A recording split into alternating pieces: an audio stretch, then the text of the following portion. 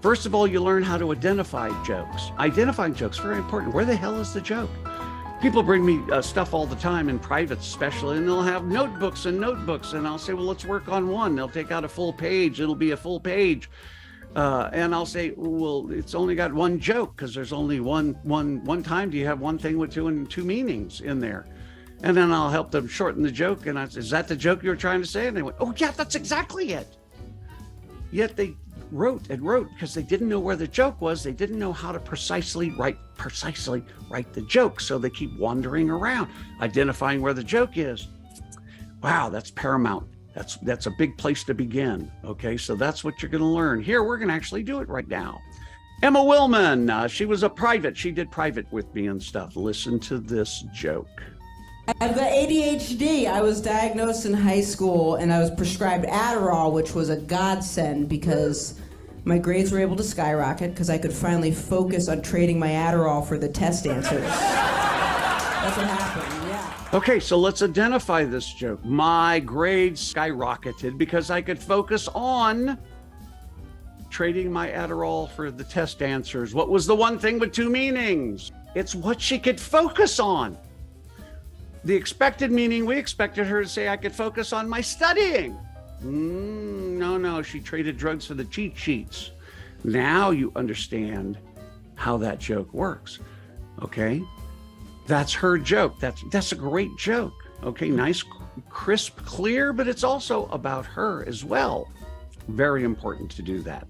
Next is Anthony Jeselnik, one of my students as well. Okay, so here we go, Anthony. My brother's crazy. Even my neighbors hate him. The other day, I opened up the door. I caught him masturbating. He looks me right in the eyes and goes, "Shut the door."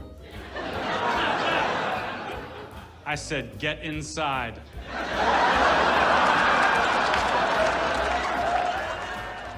Okay, so let's identify Anthony's joke. He said, "Shut the door." I said, "Get inside." Can't write out the whole thing. So, what's the one thing with two meanings? Oh, you might be thinking it's the door. It's kind of it, but it's really where the brother was at while he was masturbating. We assumed because of the door that it was his bedroom, the bedroom door. Instead, it was probably the front door because he was outside where the neighbors could see him. Understand why they hate him.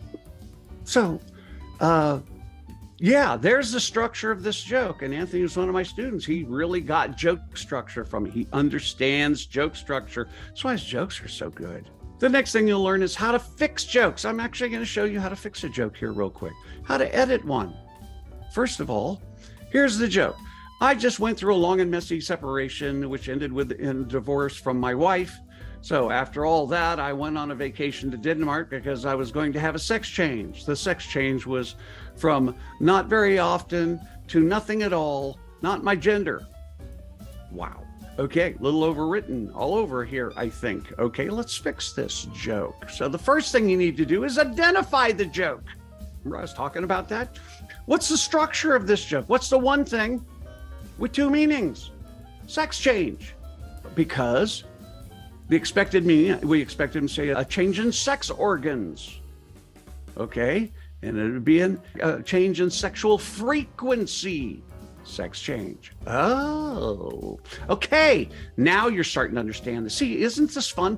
This is amazing because I love teaching this to people because as you watch them go, man, is nothing more fun than that, watching people really start to understand jokes for the first time in their lives, and they want to be funny people like you.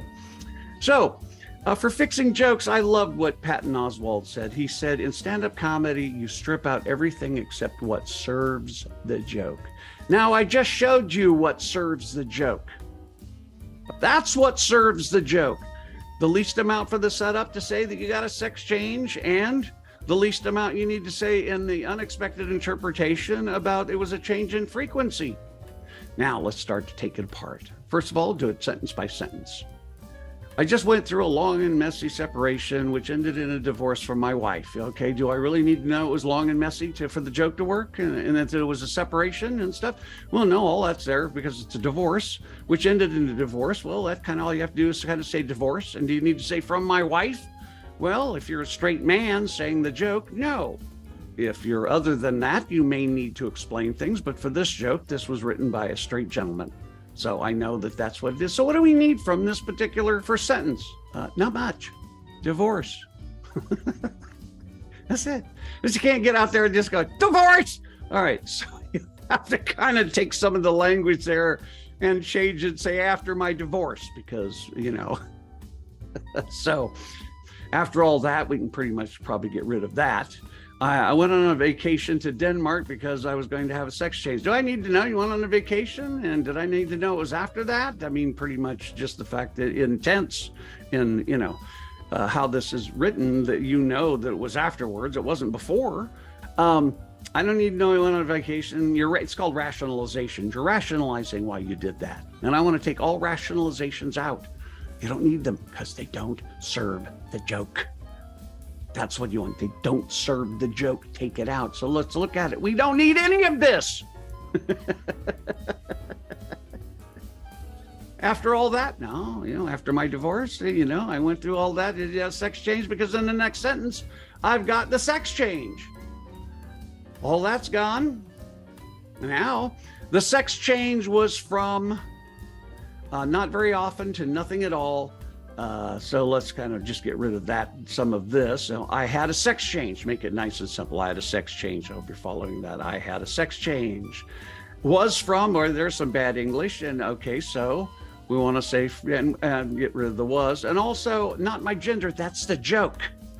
You don't want to tell them the punchline of it if they're not going to get, you don't have to explain it. The point is that it wasn't a sex change in organs, it was a sex change in frequency. Don't repeat the target, the expected meaning at the end of your punchline. That just doesn't make any sense. So, okay, let's kind of clean up the rest of this. It can make it just a little shorter, and just get the language shorter. So I had a sex change from very seldom to not at all. Just shortened a few little phrases there.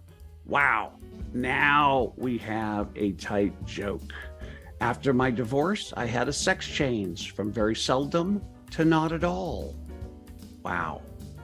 That is now a tight joke. And it doesn't matter where you put it. You can put it in the middle of a story.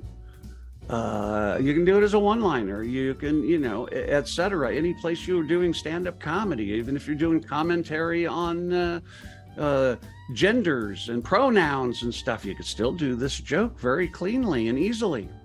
The next thing is writing jokes. Oh, are we going to write jokes? Well, we're going to come close to it. Not perfectly and completely, but I had to develop an original joke writing system, because the other one that I went through, the two-list system, is very inexplicit. In other words, if you knew how to write jokes, it helped you write jokes. If you didn't know how to write jokes, it was nothing. And that wasn't good enough for me. That's why I started this. So I ended up, it took me many, many years. That was probably 25 years to get to. I had now I have 4 different joke writing systems. But this one in particular, one teaches you how to write a one-liner, and I teach it in this class. And I'm going to go over it. But developing a writing system. It's called the Joke Prospector. There's 2 parts where you go from topic to setups. And then part 2, which is called the Joke Mine, is from setup to writing punches. So here we go. This is what we're going to do now, is just the second part. We're just going to do the second part, the Joke Mine of writing jokes from setup to writing punches. Over here are the 3 mechanisms, but I'm just going to talk you through the steps of this system. The first step, of course, is have a setup. Okay.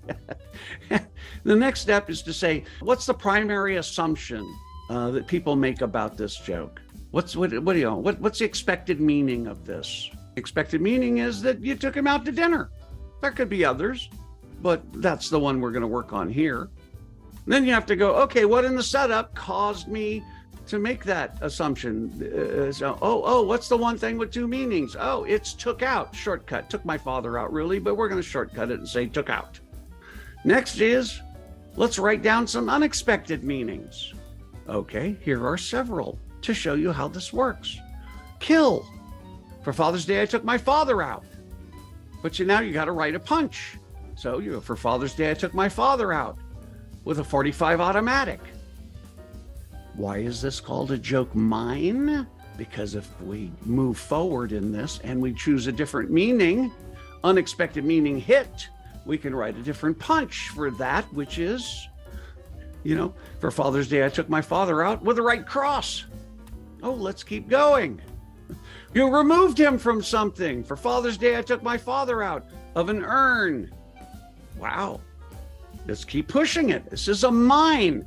Every shaft you go down to, it branches off. It's really fun and amazing. Date. Yeah, we can get sick here. For Father's Day, I took my father out. The goodnight kiss was awkward. Well, there you go. And it goes further. We could back up and say, oh, what's another expected meaning? Expected meaning of father is really the man who raised you, or your biological father. Oh, what's another unexpected of meaning of father? Priest. I didn't like the way he did mass. Once you understand these mechanisms, it's easy to write jokes. The hard part is writing those jokes that reveal something about you that's hilarious, and about human beings that is hilarious. You're going to write a lot of okay jokes. It's finding those great jokes. Those are the ones you're looking for. And so you just got to write a great deal of jokes for a long time, and then you'll really learn how to do it. But now I can just teach you.